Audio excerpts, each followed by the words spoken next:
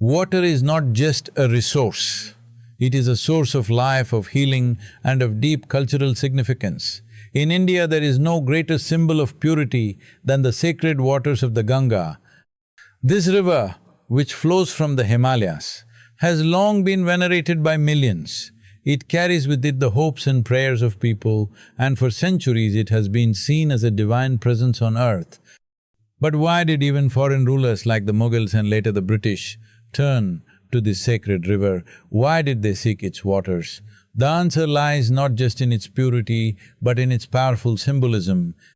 For the Mughals, the Ganga was much more than just a river. They understood the value of respecting local customs and beliefs.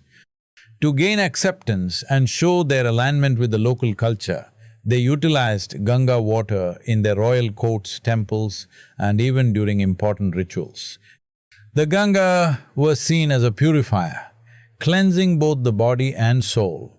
This act symbolized not only their respect for the Indian way of life, but also their acknowledgement of the spiritual richness that India embodied. Similarly, the British, despite their colonial ambitions, were not blind to the significance of Ganga water. They understood that in order to establish their dominion over a land so steeped in tradition, they had to engage with the beliefs that were held dear by the masses. By using Ganga water, they showed their recognition of the local culture and sought to win over the trust and cooperation of the people. But the significance of the Ganga is not limited to its sacredness. Its waters are said to have medicinal properties, with the ability to heal and purify. Both the Mughals and the British recognized this, and it became a part of their rituals, not only to demonstrate respect for local practices, but also to imbue their own daily life with the river's supposed healing energy. It is important to note that this wasn't just a gesture of goodwill, it was a political strategy. The Mughals and the British both understood the power of symbols. By using Ganga water, they strengthened their bond with the people as they recognized the river's central role in the hearts of the masses. It served as a reminder that they too respected the divine and the sacred, which helped maintain peace and order during their reign. The Ganga is more than just a river in India. It is an embodiment of spiritual sanctity. Revered as a goddess by millions of Hindus, it is believed that the very waters of the Ganga carry divine blessings. According to ancient Indian traditions, Ganga's waters possess the unique ability to purify everything it touches. This belief is not limited to just the people, but extends to the environment, temples, homes, and even the soul itself.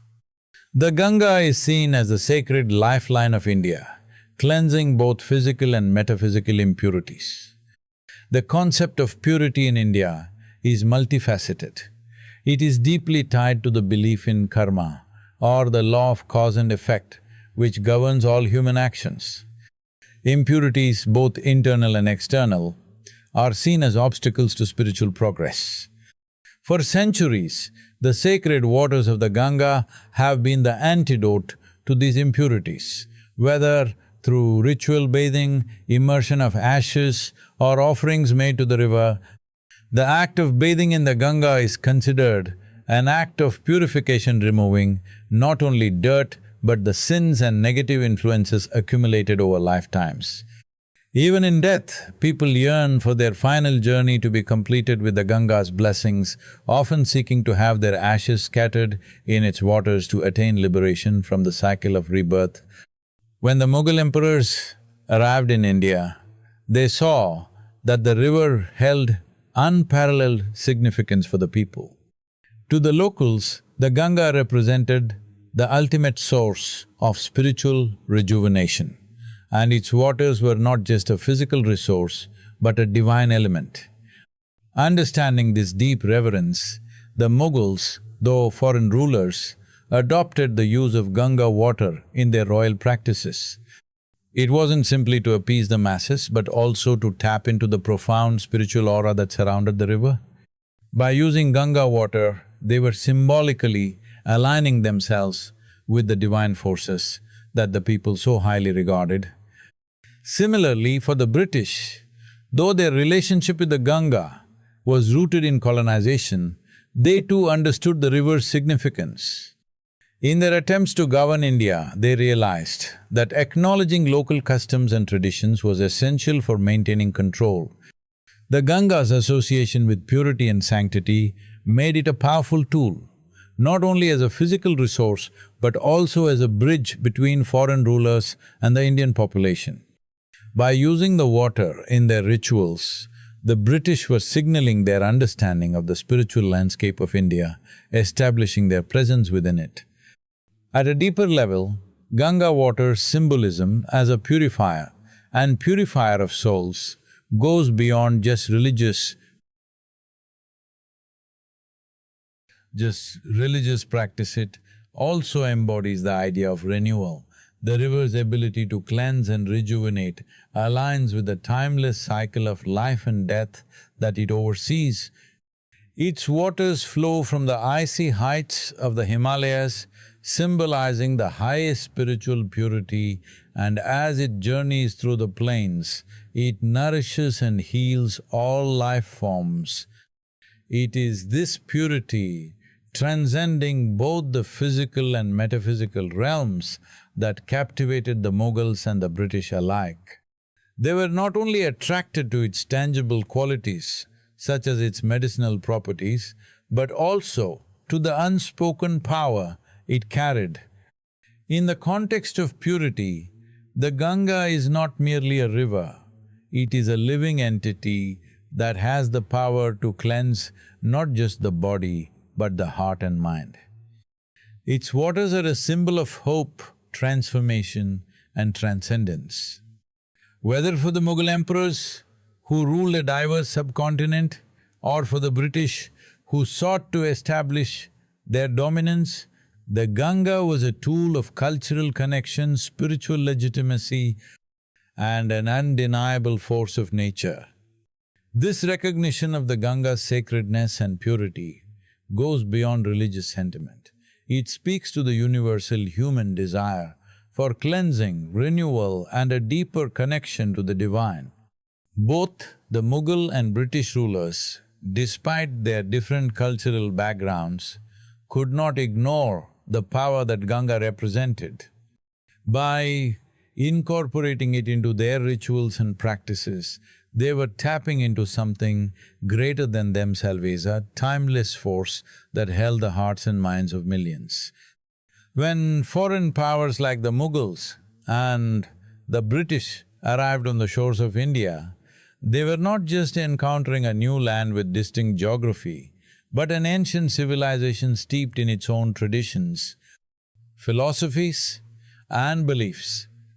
The question for both these rulers then was not merely how to conquer, but how to govern in a way that allowed them to coexist with a people whose cultural and religious identity was so deeply ingrained. One of the key ways through which both the Mughals and the British managed to integrate into the local culture was by adopting and respecting the sacred practices of India, particularly those surrounding the Ganga. In the case of the Mughals, who were deeply aware of the importance of cultural assimilation, their rulers were often keen to integrate with the local Indian way of life to maintain peace and stability within their vast empire. Although they hailed from a foreign land with distinct customs and beliefs, the Mughals understood the need to honor the local traditions, especially those surrounding spirituality. The Mughal emperors, particularly Akbar, were notable for their attempts to bring together various religious and cultural communities within their empire. Akbar's policy of religious tolerance and his efforts to foster harmonious relationships between Hindus and Muslims are well documented. In this context, the use of Ganga water by Mughal emperors was symbolic of their respect for Indian traditions, helping to create a sense of shared cultural understanding. Akbar, for example, did not just adopt the religious practices of the Hindu majority, but also incorporated them into his own royal rituals. The Ganga, as one of the most sacred rivers, became an essential part of these rituals. By using Ganga water in royal ceremonies, Akbar was demonstrating to his subjects, both Hindu and Muslim, that he respected their beliefs. It was a gesture that bridged the cultural divide between the ruling elite and the people they governed. In a land with such a diverse religious landscape, this symbolic act helped to legitimize Mughal rule and establish a common ground on which both rulers and subjects could meet. In fact, the Mughals understood that cultural integration was not a one-way street. They recognized that to rule effectively in India, they had to not only govern with military might but also build bridges across the cultural chasms that divided the subcontinent. The use of sacred elements like Ganga water was part of a broader strategy to demonstrate their knowledge of and respect for local customs. By aligning themselves with a sacred river that symbolized purity, renewal and divine favor, the Mughals were able to present themselves not just as conquerors, but as part of the larger cultural and spiritual fabric of India. Similarly, when the British arrived, their approach was quite different in its intentions, but shared a similar recognition of the importance of cultural integration. The British, unlike the Mughals, came to India with the primary goal of colonization and economic exploitation. However, their success in establishing and maintaining their empire in India was partly due to their ability to adapt to and co-opt local traditions. While the British did not embrace Indian customs as fully as the Mughals did, they were astute enough to understand that establishing their authority over such a vast and diverse land required an understanding of local culture and religion. One of the ways in which the British sought to integrate into Indian culture was by acknowledging the spiritual significance of the Ganga. The British, especially during the early phases of colonial rule, had a complex relationship with Indian religion. They were often dismissive of many aspects of Indian spirituality, considering it superstitious or primitive. However, they were also pragmatic, recognizing that the reverence for the Ganga was not only a religious matter but a deeply ingrained part of the Indian way of life. This made it a powerful symbol of authority and legitimacy. By using Ganga water in their ceremonies and practices, the British were signaling their awareness of the river's sacred importance. In doing so, they were able to form a connection with the local population and show that despite being foreign rulers, they acknowledged the divine forces that governed the spiritual lives of the Indian people. This kind of cultural integration helped the British maintain a semblance of legitimacy in the eyes of the masses, particularly in the early years of British colonial rule when their position was still precarious. Moreover, the British understood the importance of maintaining a favorable image among the local population, especially the Hindu majority, whose cooperation was vital for the functioning of their empire. Through the use of Ganga water and other cultural symbols, they sought to avoid the alienation of the Indian people and to integrate themselves, at least symbolically, into the spiritual and cultural life of the subcontinent. Though their underlying intentions were rooted in colonial control, the British did not ignore the immense cultural power the Ganga held over the Indian populace. What we see here then is that both the Mughals and the British used Ganga water as more than just a ritualistic element, they used it as a tool of cultural integration. For the Mughals, it was a way to earn the respect and loyalty of their subjects by aligning themselves with an essential part of the spiritual world. For the British, it was a calculated gesture to create a bridge between their foreign rule and the deeply spiritual culture of India. Both rulers, in their own ways, understood that the Ganga was not just a rivulet, was a powerful cultural and religious symbol capable of bridging divides and forging a deeper connection with the people they ruled. In both cases, the use of Ganga water can be seen as a deliberate act of cultural diplomacy. It was a recognition of the fact that in India, spirituality was not something that could be dismissed or ignored. Whether as conquerors or colonizers, the Mughals and the British understood that the Ganga was an indelible part of the Indian identity and that to rule effectively, they had to acknowledge its place in the hearts and minds of the people. Thus, cultural integration through symbols like Ganga, water served not only as a bridge to connect rulers with their subjects, but also as a powerful tool for legitimizing their authority in a land where spiritual and cultural traditions ran deep. The use of the Ganga was not just a gesture of spiritual reverence or cultural integration. It also served as a potent symbol of authority. For both the Mughals and the British, the Ganga represented much more than a body of water. It became a political and symbolic tool that reinforced their power and connection to the Indian subcontinent. Understanding the significance of the Ganga, these rulers strategically adopted its use as part of their efforts to legitimize their rule, assert their sovereignty, and establish a bond with the Indian population.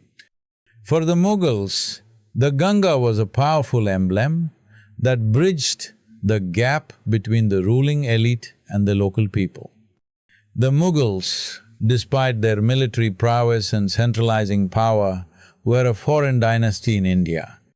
The Indian subcontinent, with its rich spiritual traditions and deeply rooted cultural practices, required the Mughals to adopt a multifaceted approach to rule that blended military strength with political diplomacy, religious tolerance, and cultural assimilation. In this context, the Ganga played an instrumental role. Mughal emperors, especially under the reign of Akbar, saw the river not just as a religious symbol, but also as an emblem of their own power. By associating themselves with the Ganga, they were making a bold statement of their connection to the land and its sacred heritage. The Mughal rulers were often depicted performing rituals with Ganga water, whether it was during their coronation ceremonies, military victories, or key state functions. The act of using Ganga water symbolized the divine favor that was thought to be bestowed upon the emperor, thus legitimizing their authority in the eyes of the masses. The Mughal Empire was built on a delicate balance between centralized control and local cooperation. The Ganga, as one of the most sacred rivers in Hinduism, represented the religious and cultural power of India's majority population. By invoking the river in royal rituals and ceremonies, the Mughals aligned themselves with the religious sentiments of their subjects, particularly the Hindus, who revered the Ganga as a divine presence. This symbolic alignment with the sacred was an assertion of the emperor's divine right to rule, a powerful notion that was not lost on the people. It made the emperor not only a political leader, but also a spiritual figure, a ruler who had the blessings of the divine to lead the people in both the temporal and the spiritual realms. The symbolism of the Ganga thus extended beyond mere ritual. It became a constant reminder of the Mughal emperor's connection to the land he ruled. It demonstrated that the emperor's power was not just derived from his military strength, but also from his ability to harmonize with the spiritual and cultural forces that shaped Indian society. The use of Ganga water in royal rituals was an assertion of the emperor's legitimacy and a message to both the people and rival rulers that the Mughal dynasty was divinely chosen to rule India. Similarly, the British colonialists, despite their initial reluctance to fully embrace Indian customs, understood the powerful symbolism of the Ganga as a tool to reinforce their own authority in the subcontinent. The British were keenly aware that their rule over India would require more than just the military occupation of territory. To maintain control over a land as diverse and spiritually rich as India, they needed to establish their dominance over not only the physical but also the cultural and symbolic landscapes. The British adopted the use of Ganga water in their own ways, recognizing that to rule effectively, they had to earn the respect of the Indian people, particularly the Hindu majority. While they were not interested in blending into the culture as the Mughals had, the British understood that using Ganga water was a way to assert their presence and legitimacy. By invoking the river's sacred power, they hoped to secure a measure of acceptance from the Indian populace. British officials and officers often used Ganga water during key ceremonies or official functions. They might have presented it as a way to maintain good relations with the local population, signaling that they understood the importance of the Ganga and, by extension, the culture it represented. This was especially important during the early years of British rule, when the colonizers were still establishing their foothold in India. The use of Ganga water served as a diplomatic gesture, a way to show respect for the spiritual life of the people while reinforcing their own political authority. Moreover, the British use of Ganga water became a symbol of their control over the subcontinent. By adopting the river as part of their colonial rituals, the British subtly indicated that they had not only conquered the land but had also integrated themselves into its spiritual framework. It was a form of symbolic conquest, where the Ganga, a river that had been revered for centuries, was appropriated to affirm the British imperial project. For both the Mughals and the British, the use of Ganga water can be understood as a statement of their dominance. For the Mughals, it was about merging the sacred and the royal, connecting their political rule to the divine, and reassuring their subjects that their leadership had divine approval. For the British, it was about appropriating the sacred as a form of political dominance, reminding both their subjects and potential challengers that they had control over the spiritual landscape of India. In both cases, the Ganga was not just a river, it was a tool for political symbolism. For the Mughals, the Ganga represented divine legitimacy, an endorsement from the heavens themselves. For the British, it was a symbol of their complete dominance over India, including its spiritual and cultural core. The Ganga water was not merely used for rituals. It became part of a larger strategy to reinforce the ruler's authority, reminding the people of their control over both the physical and the divine aspects of the land. By engaging with the Ganga in this symbolic way, both the Mughals and the British used it as an enduring representation of their ruler river that flowed not just with water, but with power, legitimacy, authority to govern. In conclusion, the Ganga served as a symbol of authority for both the Mughal and British rulers, but in different ways.